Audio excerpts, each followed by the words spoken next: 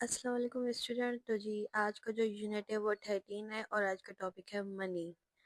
तो after measurement of time meter etcetera, तो आज यूनिट 13 जो है मनी है। और ये भी एक कन्वर्जन की तरह है, लेकिन शुरू शुरू में जो है इसका कुछ इंट्रोडक्शन है कि राइटिंग मनी, मनी को किस तरह लिखा जाता है। We can write money in words and in figures. हम जो हैं पैसों को वो वर्ड्स में भी लिखते हैं और उनकी फिगर्स में भी लिखते हैं, यानी एक्चुअल जो उनकी इमेज होती है इस तरह भी लिखते हैं। तो एग्जाम्पल के तौर पे है कि रुपी 55 and 40 पैसे इज रिटन एज। अब आपके पास एक मिसाल है कि 55 रुपीज़ और 40 पैसे किस तरह से लिखे जाएंगे। मैं आपको बता दूं कि जो रुपये होते हैं वो RS में शो किए जाते हैं और जो रुपये होते हैं वो ज़्यादा होते हैं पैसों से, ठीक है। तो इस तरह से जो है 55 मतलब 55 RS लिखेंगे आप, एंड 40 पैसे, 40 पैसे जो है हम डॉट देंगे बीच में और फिर लिखेंगे क्योंकि वो पैसे हैं, रुपी नहीं है, ठीक है। तो व्हाट डू यू ऑब्जर्व, अब इन्होंने पूछा है आपसे कि आपने यहाँ पे क्या कौन सी चीज़ जो है वो ऑब्जर्व की।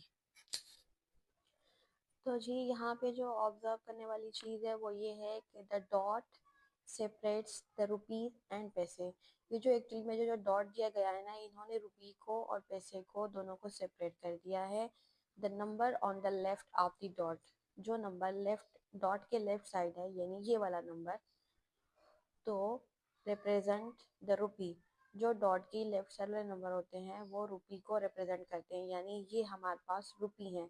अगर ये इस तरह से ना लिखा होता, सिर्फ इस तरह से लिखा होता, तो हम इसको कैसे पढ़ते, 55 रुपी एंड 40 पैसे, इस तरह से पढ़ते। और उन्होंने दूसरी तीसरी पॉइंट की कि द पैसे are represented by 2 digit after the dot. जो पैसे होते हैं वो हम डिजिट के बाद 2 डिजिट, डॉट के बाद 2 डिजिट में रिप्रेजेंट करते हैं, ठीक है। तो ये इसका इंट्रोडक्शन है यूनिट नंबर 13 मनी का।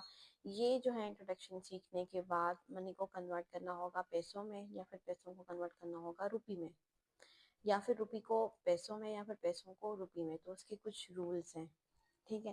पहले तो है आप ये जो है पॉइंट आपने याद करनी है, ज़रूरी ज़रूरी याद करनी है कन्वर्जन ऑफ मनी में, कि जो 1 रुपया होता है हमारे पास, अब ये 1 रुपया कैसे हुआ, क्योंकि आज इसकी निशानी याद कर लें, आज इसका मतलब होता है रुपया। जो 1 रुपया है वो 100 पैसे के बराबर होता है, यानी 1 रुपये में 100 पैसे होते हैं। या फिर इस तरह कह लें कि 100 पैसे बराबर होते हैं 1 रुपये के, ठीक है। तो ये बातें जो है जब आप याद